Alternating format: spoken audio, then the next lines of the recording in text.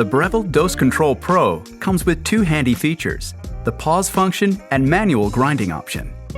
Let's look at the pause function first.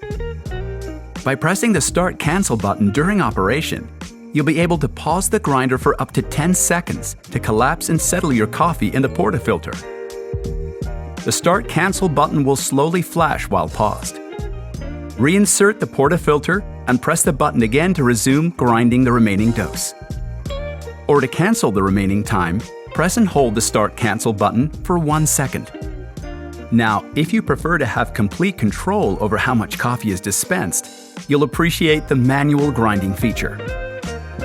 To activate the manual grind, press and hold the Start Cancel button for as long as you require.